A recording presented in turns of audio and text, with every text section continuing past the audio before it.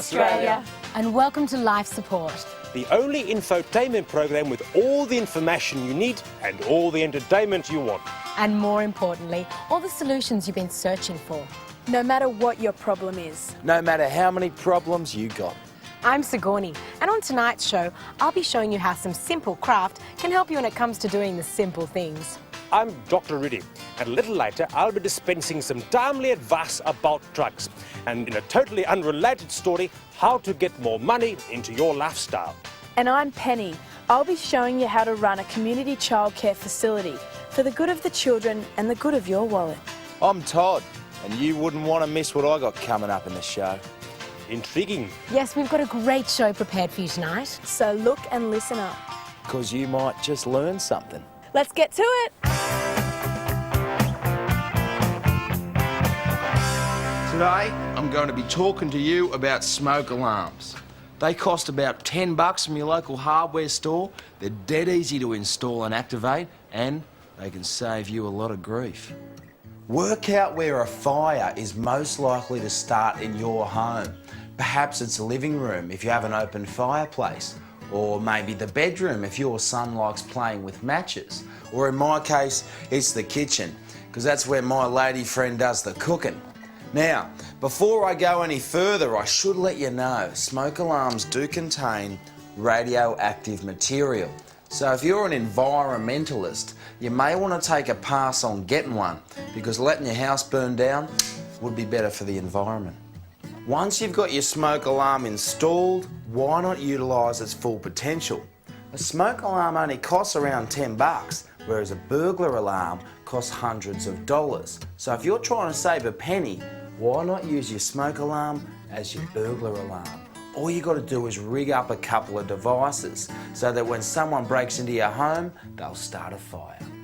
If someone jimmies this door, the petrol falls down, the flame comes on, and woof! My smoke alarm will be waking me up in 2 to 3 minutes, and it will be dead easy to pick out the perpetrator in a lineup. He'll be the one with third-degree burns on 80% of his body. Now, I know what you're thinking.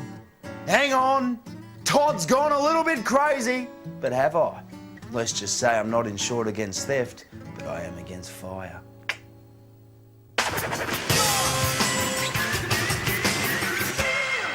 Okay, if you don't know how to send a letter for free, here is the dope. Put your name on the front of the envelope as the addressee, and on the back, the address of the dude you want to send it to. Then all you got to do is post the letter with no stamp, and it'll get returned to sender because of insufficient postage. Okay, so why not use the same deal when you go packing in Asia? Using the letter model, you can get posted to wherever you want to go. Just pack yourself in a box, write "not known at this address" on the lid, and get your mates to drop you off at the post office. Just make sure you rug up, take a good book, your Walkman, and a breathing apparatus. Just make sure you've got plenty of leg room, because deep vein thrombosis is a bitch. Then, when your holiday is over and you're all cultured out, turn up in tears at the local Australian embassy, visaless, tell a tale of woe, and get sent home for free. Sure, you might get a cavity search on the way back in, but hey, what a great travel story to boost your cred.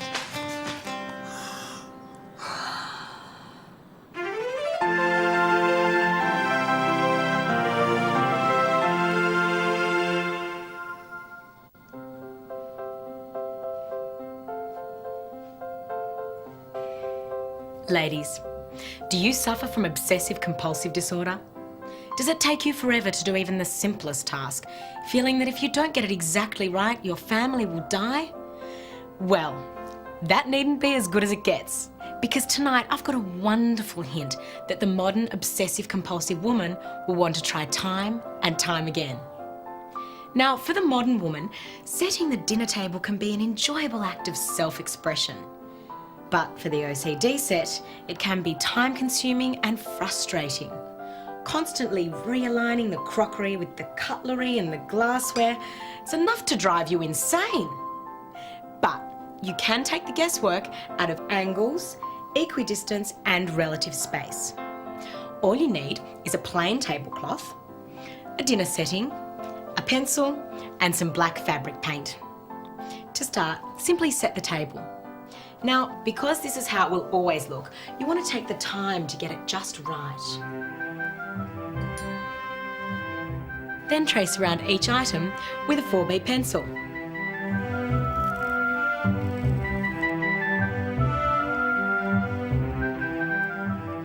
Now, take your fabric paint and fill in the silhouettes, being careful to stay inside the lines.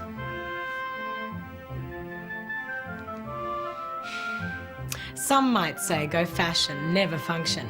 But I think you'd agree that this stunning tablecloth puts that old adage to rest. Now, this only took me 4 hours and 22 minutes, but of course I'm not obsessive compulsive. So if you're making this at home, you may want to give yourself a week. From dinner for two to Christmas Day lunch, you can create a whole linen cupboard of time-saving possibilities.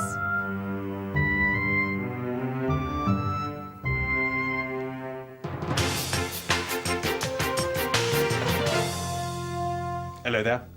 Dr. Rudy here. Men, are you a cocaine dealer? Well, if you are, you've probably noticed that your product has a little side effect. It makes people's noses run.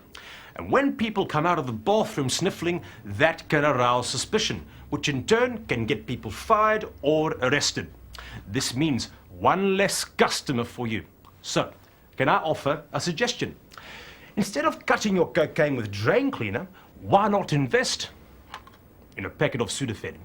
Just crush up the white tablets into a powder and put a little bit in every gram.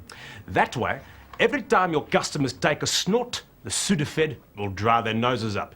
And dry noses means repeat business. Bye now. Well, Dr. Rudy, haven't we had a fabulous response after our first few weeks? Absolutely. We've had so many letters of support for life support, like this one from Fadwa of Geelong. She writes, I can't believe the advice given on your show. It amazes me that in this day and age, your attitudes are given a platform. I can hear the chorus of About Time. Yes, Dr. Rudy, so can I. Isn't it wonderful?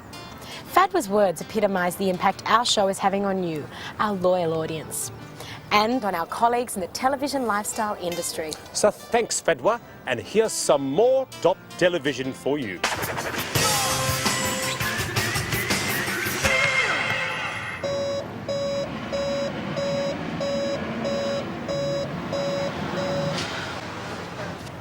A large proportion of Australians live under the poverty line, and being broke can get you down, way down. But to get you out of this futile depression, all you need is some ingenuity and a little bit of creativity.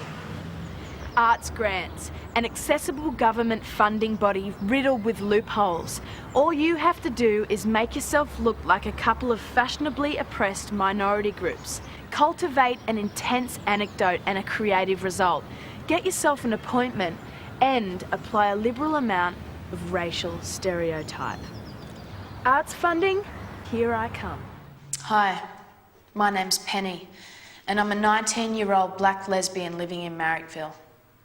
Last night, I was beaten and abused by a gang of nasty men in a dark alley.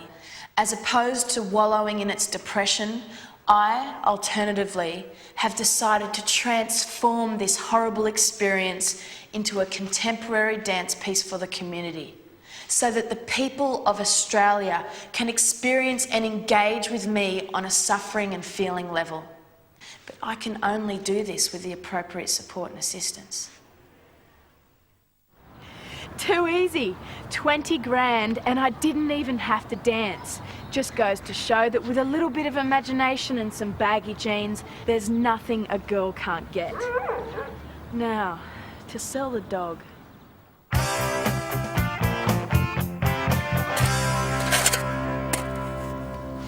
Well, it looks like this driveway's ready for cementing, but it's always a stressful job, waiting for wet cement to dry. And what do you do about those young hooligans who always come around writing their graffiti in your beautiful mortar? Here's the drum. Now, instead of using your usual wire reinforcing, just lay down some barbed wire instead. Then just pour on the cement, smooth it over. Beautiful. Of course, this won't stop anyone wrecking it, but it will be sweet revenge.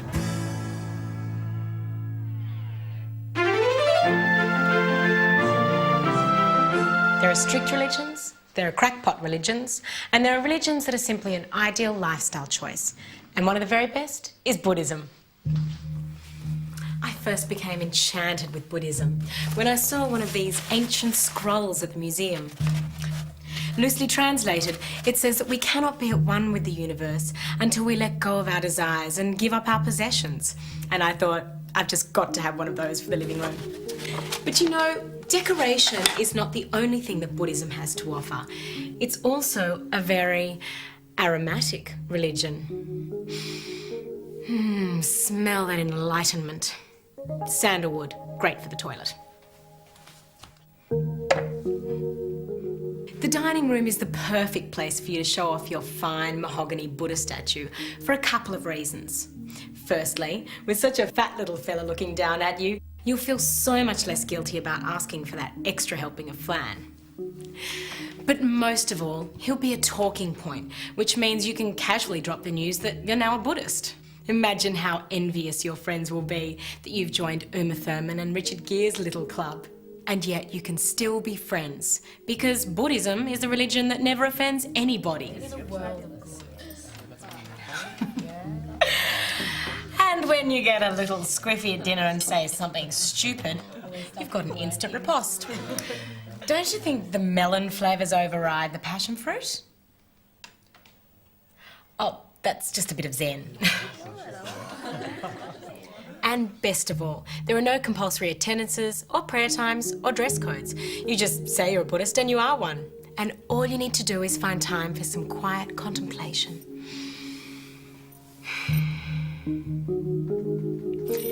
Right, enough of that. Time to load the washer.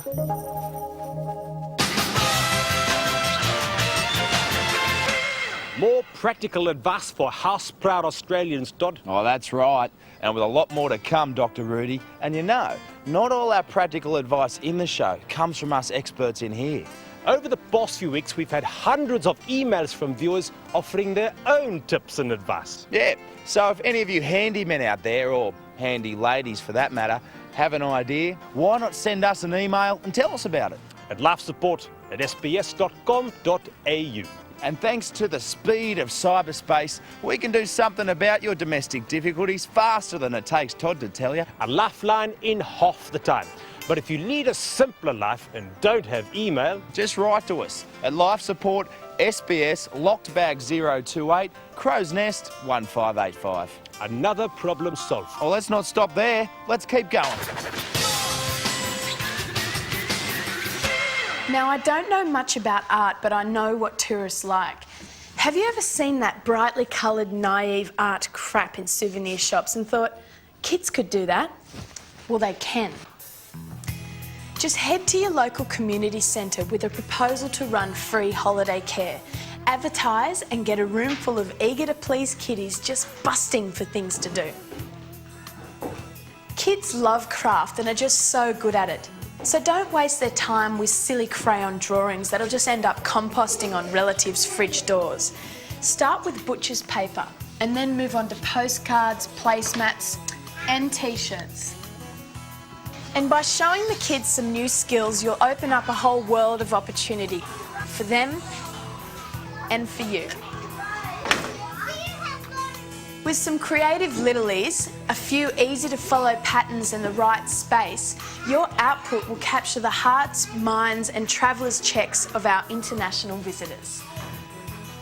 No, mate, not like that. Like this.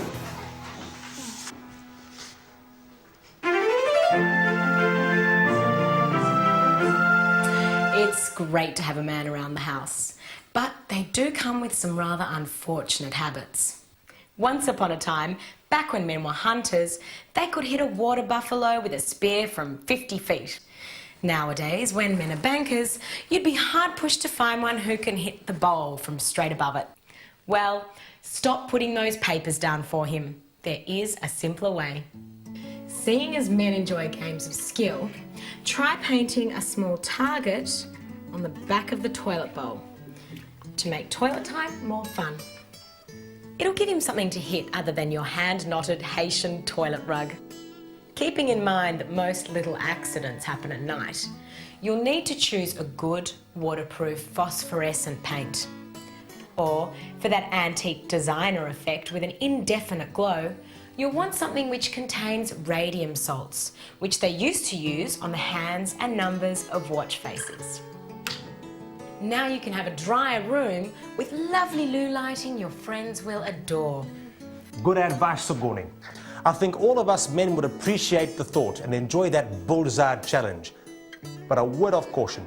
Radium is radioactive and it does react with both air and water. So you may experience headaches, rectal itching or blood in the urine from your antique effect. But most women I know would say that that's a small price to pay for a clean bathroom and a happy man. Lack of concentration is what it's all about. You have the toilet where you sit down and do your poo. If you try to urinate, you may not target well. And even when you target it right there, it could, flip. You have 5 channels, No experience of that, I must say. I brought my son up better than that. Yeah, actually, yeah. It's disgusting. It's disgusting. You can't use it after you have to wash it, clean it, then you have to use it. Men are more inclined to pee over the edge, leave the seat down. But, women are pretty messy in bathrooms too, from my experience. Well, women piss on the toilet seats too. It's not just men. Like, they lift the toilet seats up and piss around the toilet. I've been into hotels, I've been into clubs. And some women are filthy. Like, if you could see the women's toilets, it'd make you spew. Well, I can't believe it. Here we are at the end of another show. No, we aren't. Aren't we? No, we've still got a whole nother segment to go. Oh, so what are we doing here? We're introducing the next segment. Oh, so what is it? I thought that you knew. No, I don't know. Well, let's have a look and find out. I bet some of you recognise this as your pharmaceutical best friend. But for those of you who are more cheerful, let me fill you in. This is a Prozac capsule, perfect for fixing all the symptoms of depression, whether it's insomnia, appetite loss, or just that overwhelming urge to kill yourself. But did you know that the patent for Prozac is about to expire, which means you can now make your own Prozac at home?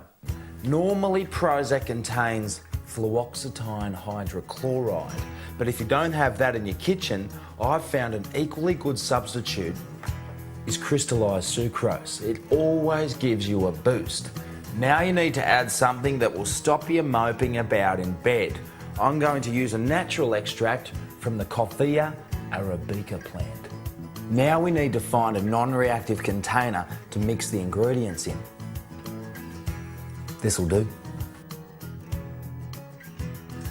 Oh, and there you have it.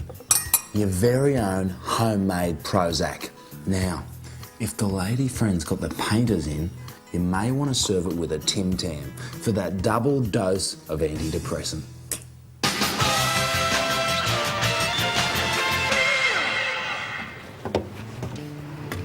Hey, this is my friend Sally. Sally tells me that her parents have been holding out on her with the pocket money. Well, Sally, have you ever tried getting pocket money from other adults? Come with me. Go on, like I told you.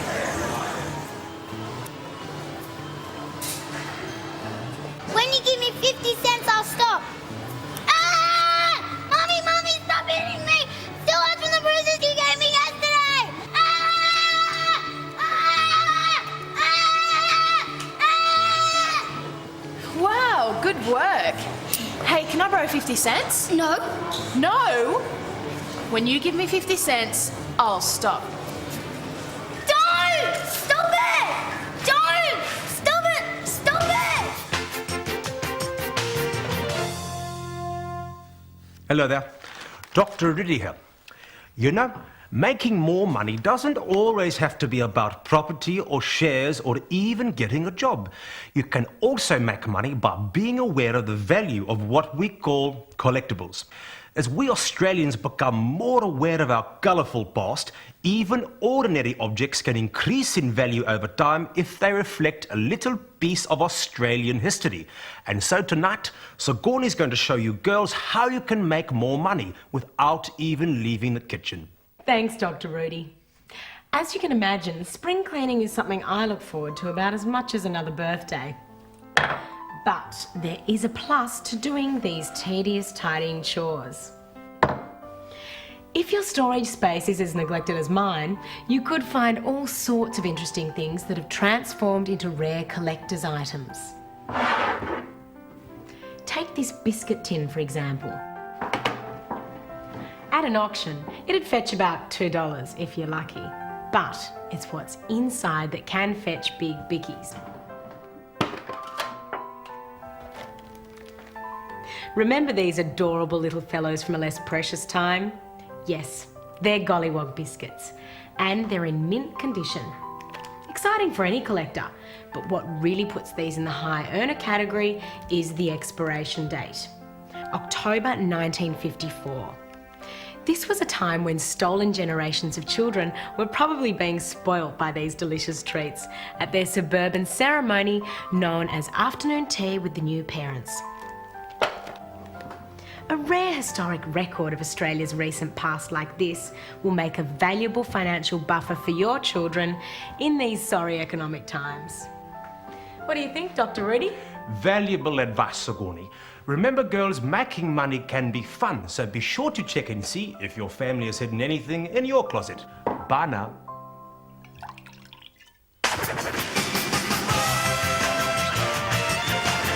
Well, I can't believe it, but here we are at the end of another show. The end of our 4th episode. As good a reason as any to smoke some trout. Incredibly carcinogenic, but incredibly tasty. So tune in next week, same time, same channel, when I'll be enlightening you on how old people can be more than just a pain in the ass. And I'll show you how your cuddly teddy bear can be a crafty drinking buddy. And I'll continue to be elusive about what I got coming up, but you wouldn't want to miss it.